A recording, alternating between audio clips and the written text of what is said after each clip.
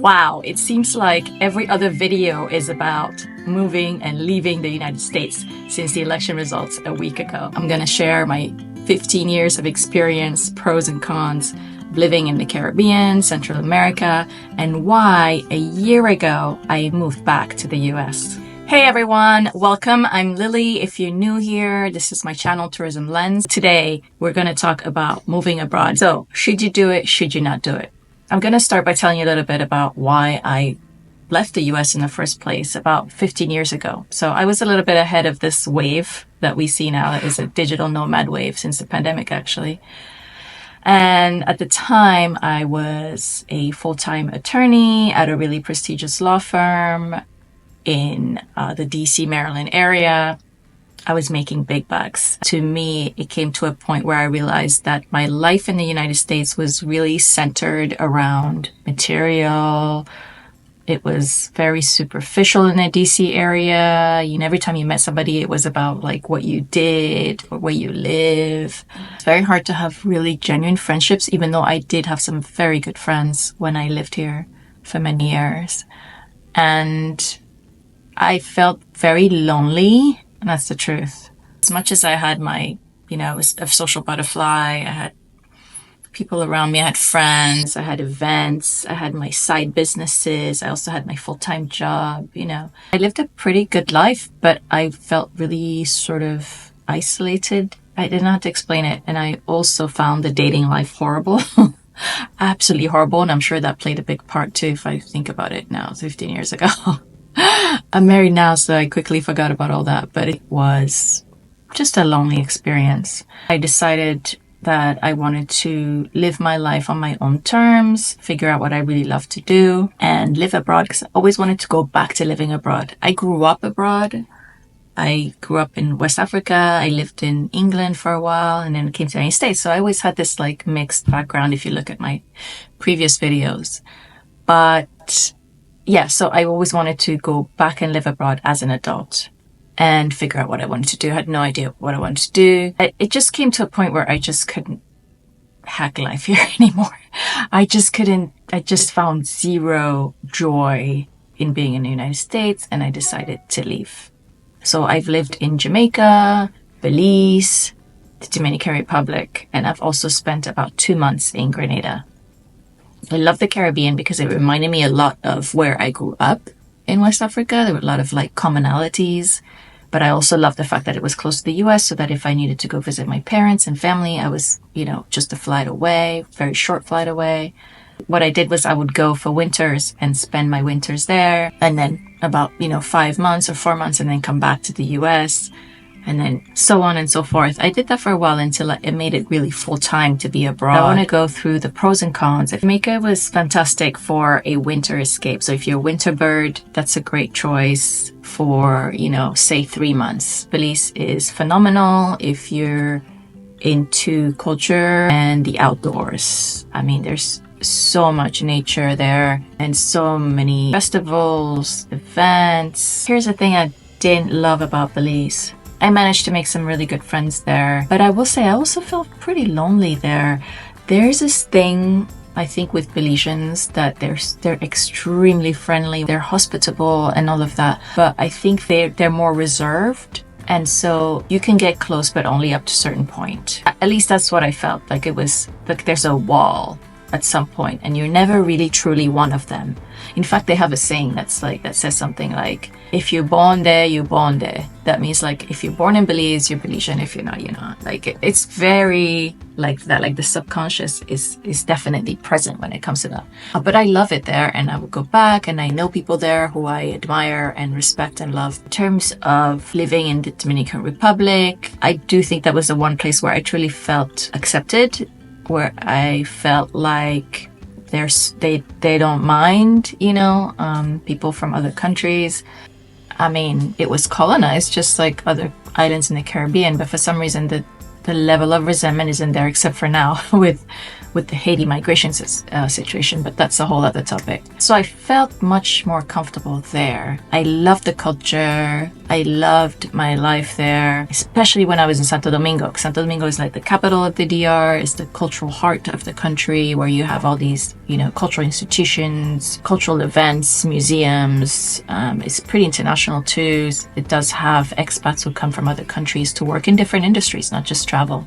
That was a really positive thing. I talked about the personal side and what I felt personally about these different places, but I want to talk about life from a more sort of practical standpoint. There are a lot of things abroad that you wouldn't be used to in the United if you were American, right? There are certain conveniences you have in the US that you would have to do away with if you're willing to live abroad, right? You have to be willing to give it away. Like, for example, there are places you move to in the Caribbean or Central America where you can't put you can't put paper toilet in the toilet, right? You have to put the paper in the trash can. That was a very frequent thing in parts of Belize, in parts of the Dominican Republic. Electricity cuts, unpredictable. No one tells you in advance, it just happens. A lot of times in the DR, and I've talked about this in terms of the pros and cons of living there in my video. If you check it out, I'll link to it in the comments. You do go through electricity cuts if you live in different parts of the country, except mostly Punta Cana is 24/7. But,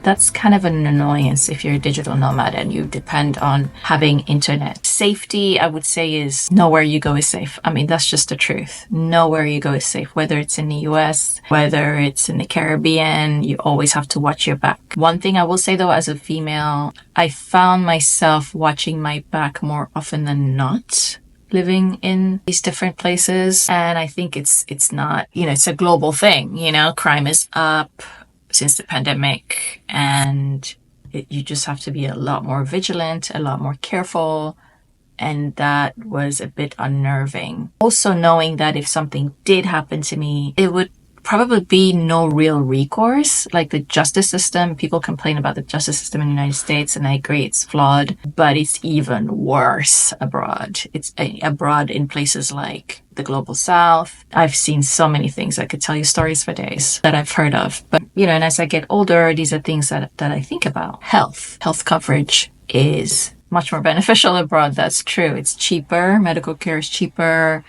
Health insurance is probably more affordable. I mean, my health insurance right now out of my paycheck is like, wow, like I can't even wrap my head around it. It's like something like $400 a month. It's insane. It's insane. And it shouldn't be that way anywhere. The thing I love too about living abroad is it's so much easier. Like it's more relaxed.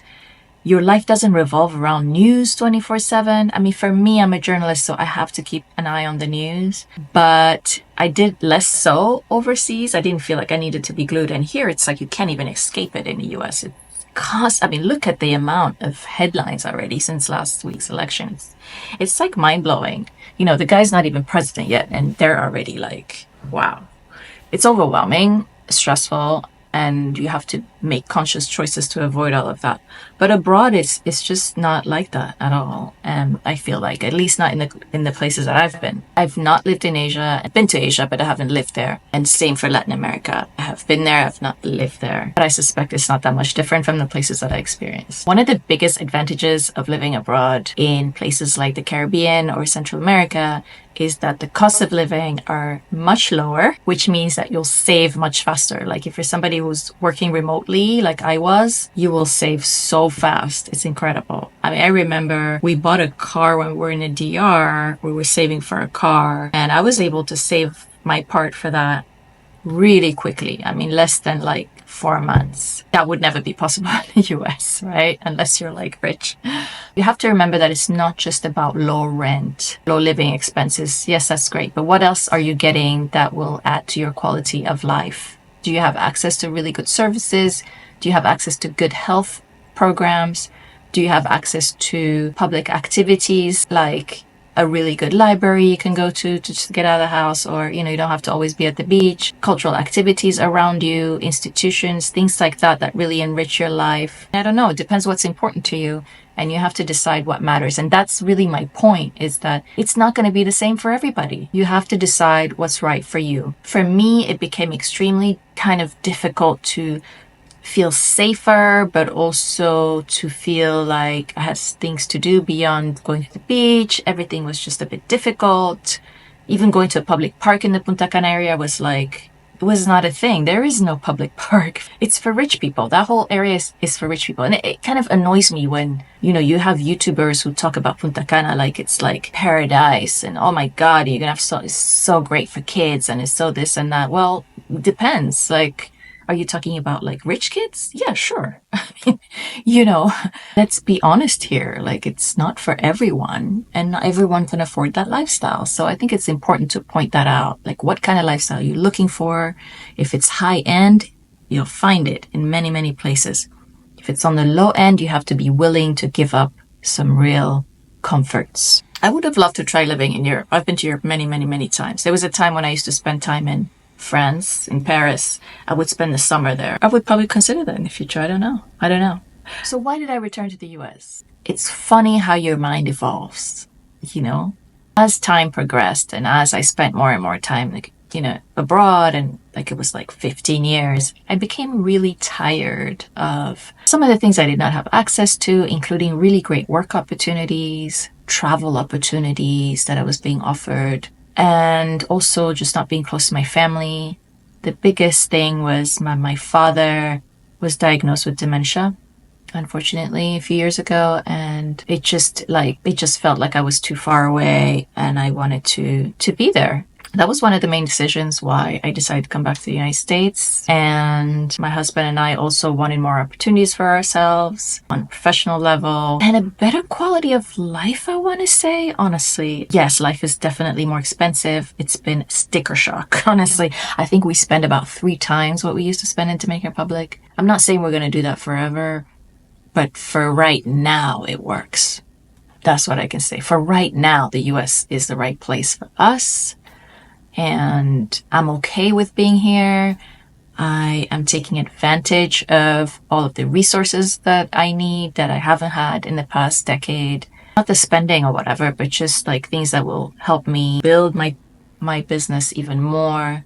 And then at some point, maybe we'll move abroad again. That's to be determined. But for right now, the US works now. I know that we have another 4 years with who, and I have no idea how that's going to impact our lives. But we'll see. I'm choosing not to be all gloom and doom and just zero in on my goals, strategy, and what's ahead. And plus, I still get to travel for work, so I really can't complain. I hope that gave you a little bit of help in terms of framing your thinking about moving abroad or staying in the US, and whatever you decide, make sure that it is right for you, because what's right for you might not be right for someone else. If you're going to try somewhere new, make sure you stay there several months at a time over several years to see if it works. You're privileged to have that option because you have more funds and you're bringing in a stronger currency.